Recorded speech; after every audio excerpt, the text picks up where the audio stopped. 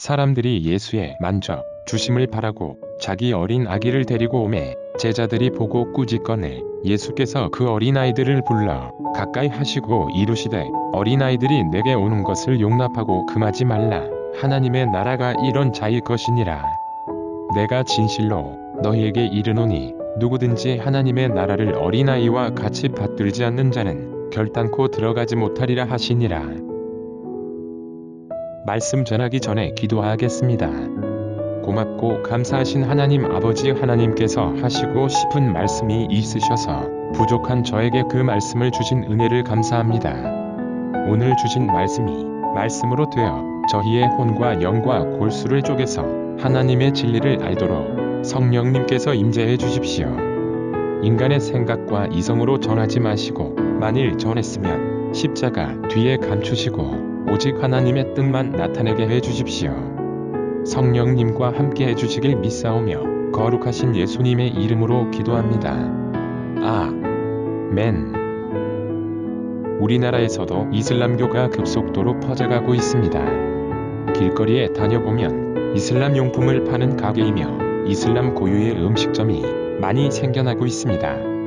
이슬람교를 가진 외국 사람들의 편리를 위해서라면 있어야 합니다만 우리나라 사람들까지도 이슬람의 정신에 홀려서 믿게 되고 풍습을 따라간다는 안타까운 이야기를 접했습니다. 십자가의 불빛이 환하게 비추어 있었는데 앞으로 하루에 3번씩 길에서 절하고 여성들이 머리에 히잡을 두르면서 다니는 광경이 머지않아 친숙해질 것입니다. 저는 이슬람 선교 분야가 아니라 전문 지식을 가지고 막 해야 한다는 말씀을 못 드렸지만 예수님의 순수 진리로 이슬람 문제의 회법을 드리겠습니다. 오늘 본문에는 예수님이 어린아이를 세우시고 말씀하시고 계십니다. 누구든지 이런 어린아이 하나를 섬기면 곧 예수님을 섬기는 것과 마찬가지이라. 사실 어린아이들만 돌봐주라고 하시는 게 아니라 병자들, 장애인, 힘이 약한 여성, 고아와 과부들 등을 돌봐주라고 말씀을 하셨습니다. 또 예수님 당신께서도 친히 어려운 이웃들의 곁에 항상 계셨습니다. 그때 예수님 주위로 무리들이 들끓었습니다. 예수님은 힘이 있는 자들과 도모하여 세계를 지배하실 수가 있는 분이십니다. 힘이 없는 자들을 쳐다보시지 않고 병든 자들에게 고쳐주시는 대가로 돈을 요구하고 바리새인들의 말에 동조해서 자기 나라를 만들 수가 있는 분이 힘이 없는 자 항상 옆에 계셨고 바리새인들의 멸시와 천대를 다 받으시면서 돌보는 자리에 왜 계셨을까요? 자신밖에 이런 사람들을 헤아려주는 사람이 없다는 것을 알기에 하나님의 종으로 이들을 돌보셨습니다. 싱싱한 북해도 청어 이야기를 아시지요? 북해도에서 잡은 청어를 싱싱한 채로 운반하기 위해 청어의 천적인 곰치를 그 안에 집어넣어 청어들이 곰치에게 잡아먹히지 않으려 도망다니므로 오히려 싱싱하게 살아있을 수 있다는 이야기 말입니다. 물론 한 예화에 불과하지만 우리의 삶 역시 그와 같습니다. 인간적 관점에서 우리에게 아무 도움이 되지 않는 그야말로 아무짝에도 쓸모없는 나약한 사람들로 보일 겁니다. 때로 이들이 눈에 가시처럼 우리를 귀찮고 고통스럽게 할 겁니다. 그런데 바로 그들이 우리 이웃에 있기에 우리들로 하여금 내가 나만을 위해 살아가는 것이 아니라 내가 돌보지 않으면 죽을 수밖에 없는 저들을 위해서라도 건강하게 살아야 한다는 삶의 이유를 깨닫게 하는 것입니다. 때로나 자신의 삶이 참으로 무가치하고 무기력하여 삶의 의미를 깨닫지 못할 때가 있습니다. 내가 이 땅 위에 존재한다는 것 자체가 짐스럽고 힘들게만 여겨질 때가 있지만 그러나 그러한 가운데도 나의 약함 때문에 내 등 뒤에서 긍휼의 마음으로 울고 있는 또 한 사람이 있을 수 있다는 것을 알아야 합니다. 부자에게 거지 나사로가 그 양심의 잣대 역할을 했던 것처럼 약자는 강자에게 또 다른 의미에서 표상이 되고 있으며 빈자는 부자에게 탐욕의 수치를 조정케 하고 힘없는 자는 힘있는 자에게 그래도 고통받는 이웃을 위해 무언가를 하고 있다는 자기 성취감을 주기도 합니다. 이슬람화를 막는 대책은 지식, 교리 모두 다 아닙니다. 예수님처럼 어려운 이웃들과 동거동락하면서 하나님의 말씀을 나누는 모습이 이슬람 확산의 최고의 무기입니다. 한번 생각하십시오. 지식? 우리보다 더 많이 알고 경지에 오른 사람들입니다. 교리? 이미 꿀함에 세뇌되어 우월한 사람들입니다. 이런 사람들과 아무리 엘리트 목회자가 싸워도 목회자가 집니다. 이슬람과 대적할 수가 있는 게 오직 예수님의 희생적 섬김입니다. 희생은 또 생명을 살게 도와주는 거룩한 행동입니다. 스위스의 한 자그마한 마을에 순회 버스가 있었습니다. 버스 운전사는 늘 즐거운 마음으로 그 버스를 운행했습니다. 그러던 어느 날 승객을 가득 태우고 산길을 꼬불꼬불 올라갔습니다. 승객들은 이야기꽃을 피우며 연신 떠들었습니다. 그런데 산길을 내려올 때 문제가 생겼습니다. 버스의 브레이크가 말을 듣지 않는 것이었습니다. 마을까지 내려가려면 아직도 5고개를 더 돌아야 하는데 큰일입니다. 한 고개 돌 때마다 승객들은 무언가 잘못되었음을 알아채고서 소리를 질렀습니다. 하지만 운전사는 침착하게 5고개를 다 돌고서 마을로 향하는 똑바른 길로 나오게 되었습니다. 이제 마을을 가로지르기만 하면 곧 언덕으로 올라가게 되니 그곳에서 차를 세울 수 있다는 설명을 운전사는 빠뜨리지 않았습니다. 버스가 마을 어귀로 진입했습니다. 그런데 동네 아이들이 길 한복판에서 놀고 있었습니다. 운전사는 급히 경적을 울렸고 아이들은 자리를 피했습니다. 그러나 한 아이만은 피하지 못하고 그 자리에서 머뭇거리고 서 있었습니다. 그 순간 운전사는 갈등했습니다. 아이를 살리기 위해서 핸들을 돌리면 많은 승객들이 죽거나 다치게 되고 승객들을 살리면 아이를 희생시켜야 합니다. 결국 운전사는 그 아이를 그대로 밀어버렸고 버스는 언덕 위에 멈추어 섰습니다. 버스가 멈추자 운전사는 급히 뛰어내려 아이에게로 갔습니다. 아이는 이미 숨을 거두었습니다. 기가 막힌 운전사는 아이를 안고 길 옆을 오솔길로 걸어갔습니다. 그리고서 하염없이 눈물만 흘리고 있었습니다. 승객들이 하나둘 운전사 주변으로 모여들었습니다. 그리고 그들은 한마디씩 조롱하는 말을 던졌습니다. 운전을 그런 식으로 하다니, 정비도 제대로 하지 않고 차를 몰고 다니다니, 살인자, 라는 온갖 욕설이 난무하기 시작했습니다. 그런데 나중에 다가온 한 청년이 그 광경을 보고 사람들에게 소리쳤습니다. 여러분, 이제 그만 좀 하세요. 저 운전사를 더 이상 괴롭히지 마세요. 그 아이는 바로 저 운전사의 아들입니다. 운전사는 승객들을 살리기 위해서 자기 아들을 기꺼이 희생시켰던 것입니다. 사실 이웃들을 위해서 내 안위, 내 재미, 심지어 내 목숨까지 포기하고 돌보는 것이 매우 어려운 일입니다. 특히 나밖에 모르는 시대에서 희생은 바보 행동입니다. 그러나 희생을 하지 않으면 더 이상 생명을 살려내지 못하고 우리의 심령도 강박하게 할 것입니다. 신앙이 경쟁입니까? 남들에게 피해와 상처를 주면서까지 신앙생활을 꼭 해야 하겠습니까? 기독교는 섬김의 종교입니다.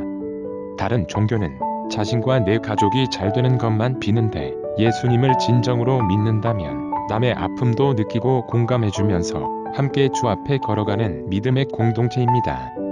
왜냐하면 예수님도 우리와 지내시기 위해서 우리의 아픔과 고통 그리고 약함을 똑같이 겪으셨고 십자가 위에서 죽으셨기 때문에 우리도 그렇게 해야 합니다. 히브리서 기자는 4장 15절에서 이렇게 말하고 있습니다.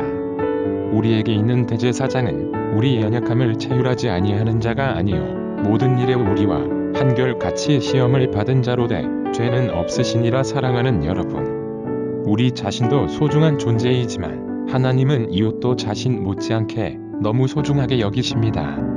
내 아이를 구한다고 많은 승객들을 택하지 않고 내 아이를 택하여 많은 승객들의 목숨을 살리는 것처럼 여러분과 저의 모습 속에 이러한 희생 모습을 나타내길 예수님의 이름으로 바랍니다.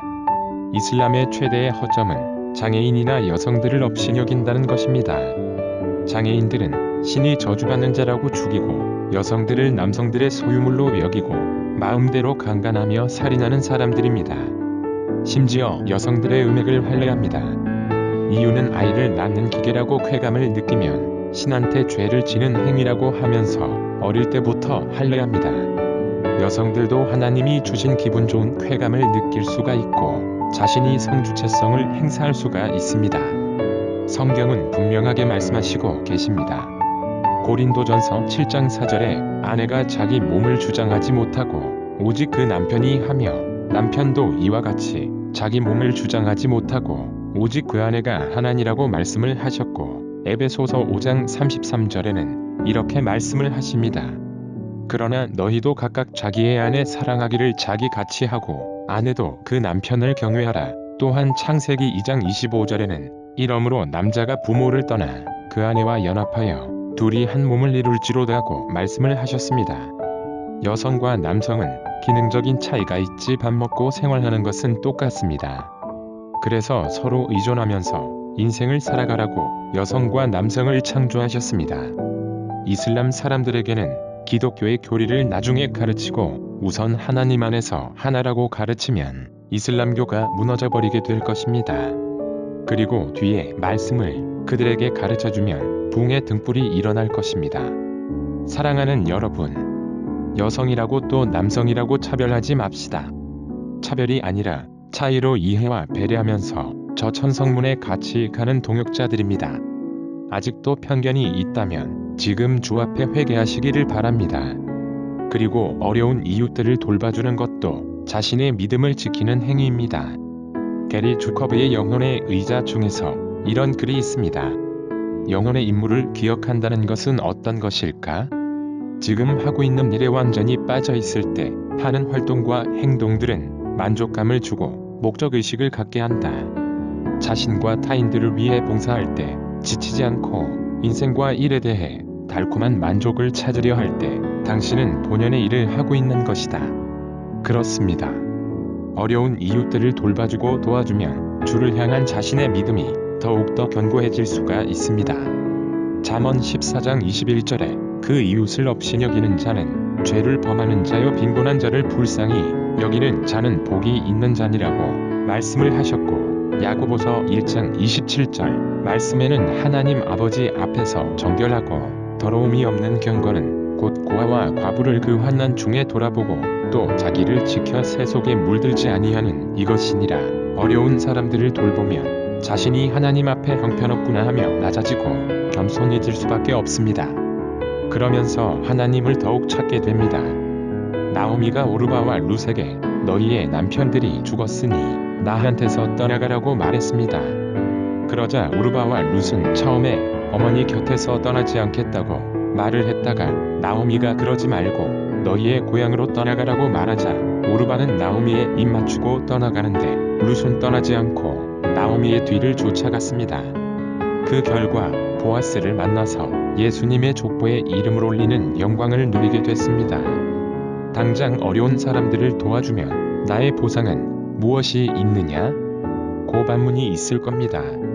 침을 흘리고 냄새가 나는데 어떻게 지내느냐? 고 불평할 수밖에 없습니다. 왜냐하면 사람은 본능적으로 낮은 자들과 어울리지 않는 추악한 습성이 있기 때문입니다. 그러나 추악한 습성을 쳐서 낮은 자들과 함께하면 하나님께서 반드시 큰 보상을 주십니다.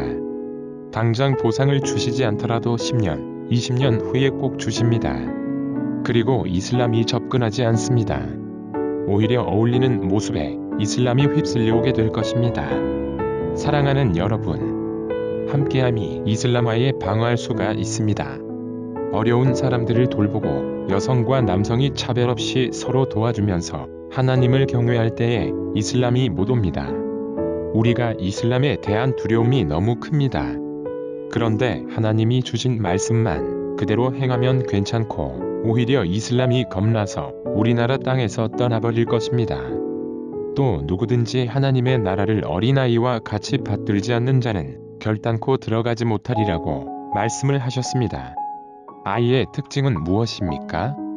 선입견이 없습니다. 설령 선입견이 있더라도 금방 어울러 놉니다. 외국에서는 불편한 아이들과 불편하지 않은 아이들이 함께 한 공간에서 지내게끔 합니다.